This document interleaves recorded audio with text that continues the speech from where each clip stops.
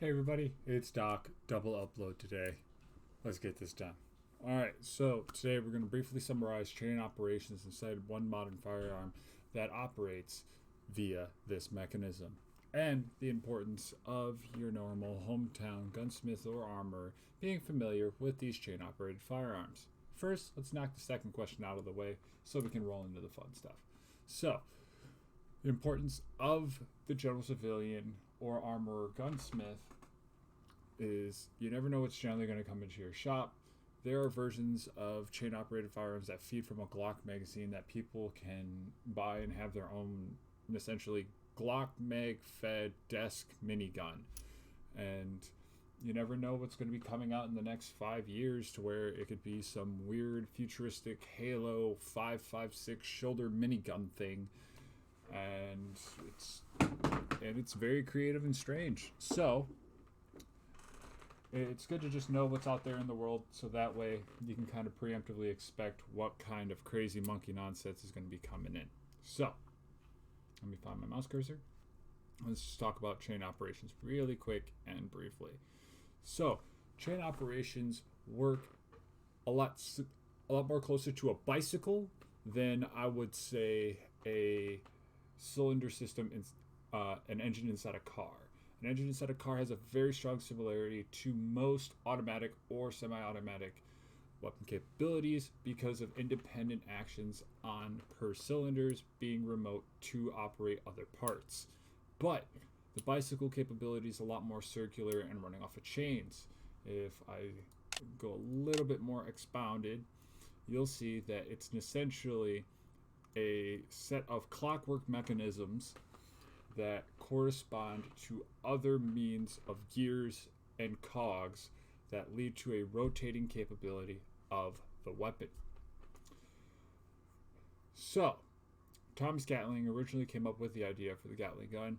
It was that in theory, the automatic weapon capability was shallowed in fear with the ability of having barrels that could withstand heat of multiple shots happening continuously and one right after another.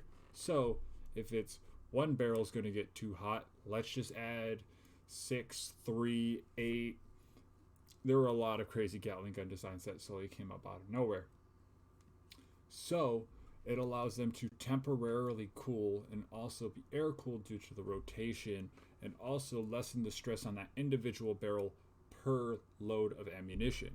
Where let's say we have a belt of 50 rounds, and we run it through something like an MG42, PKM, full auto M16, what have you, that would be 50 rounds to that barrel. Well, then per those barrels, you divide that ratio by the amount of barrels, so 5 by 6, and then you're going to see that it's less stress per those barrels versus to that one barrel ratio. All right. That was the theory behind Thomas Gatling. Now, zoom forward a couple hundred years, and we're just like, all right, we need a machine gun that we can put on something that is literally a giant forestry service piece of equipment that would just completely just mow anything down. So everybody looks back to the Gatling designs. They're like, all right, well, let's make the m1340, and it's like, all right, cool, and they threw it on everything, and serving from majority of Vietnam up to today, miniguns are commonly mounted on heavier vehicles. Some are starting to be loaded onto light armored vehicles, but mostly in aerial vehicles such as helicopters or larger planes that be shooting 25 millimeter armor piercing high explosive rounds from the sky. I know, it's pretty cool stuff. Anyway, if I run off a light burst and realize the fact that I did not slow it down, there we go. So we can see by the beginning of the rotation, if I go to part names to help me, we're going to see the head position of each cylinder and how they would rotate corresponding to a bicycle system. And we see that spin time, or that spool time, to where they slightly cam and prep into position. Well, the linear path of it is not running off of recoil, it's running off of electrical capabilities or mechanics if we're going with the original design of Thomas Gatlin's patent. So, if I can find that point where barrel number 6 is fired and initiated, but it does not run through the cycle as if most firearms would. As in, if it was an AR, gas would be coming back, pushing backwards on that bolt, allowing that bolt to cycle independently in that barrel. Energy is being generated from the cartridge from the actual big power box motor assembly that's sitting off this way somewhere.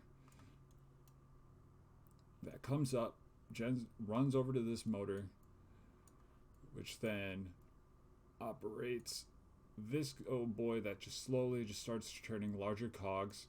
And then if we push forward to as the barrel 5 is fired, it begins its extraction and injection process as the next one is. So it's simultaneously operating multiple different actions of the cycle of operations within a chain as the weapon is firing. You're experiencing firing, locking, extracting, injection, cocking, feeding, chambering, and locking all within a very small gap of time or almost simultaneous, which allows that higher rate of fire, which also allows each system to work semi-independently with each other. If we go forward, we're seeing the firing out of cylinder 5 and then the extraction from cylinder 6 as it's coming, and then it ejects and it goes to cylinder 5, 4, 3, and it keeps on going until the ammo stores reach completion.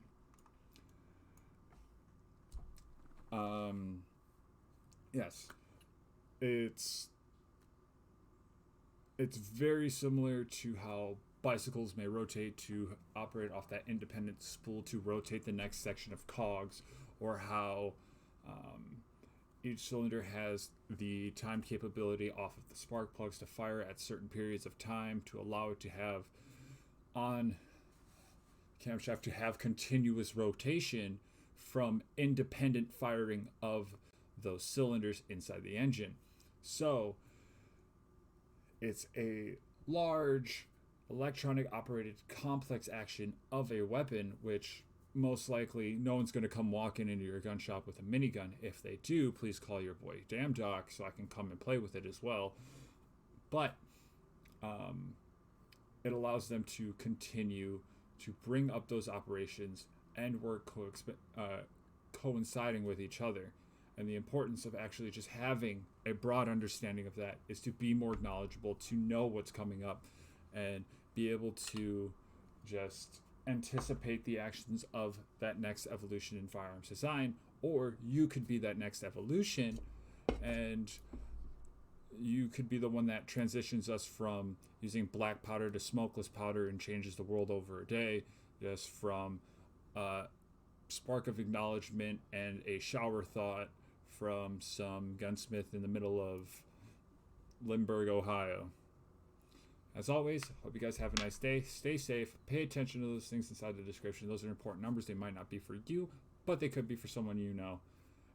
And as always, treat every weapon as if it were loaded. Never put your weapon on anything not intended to shoot. Keep your fingers straight off the trigger until you're ready to fire. Keep your weapon unsafe until you intend to fire. And know your target and what lies behind and in between. My editing software has been malfunctioning and messing with me lately, so this is why we're going with straight uploads until I can add that intro and outro and other accoutrements to my videos. As always, have a nice day and goodbye.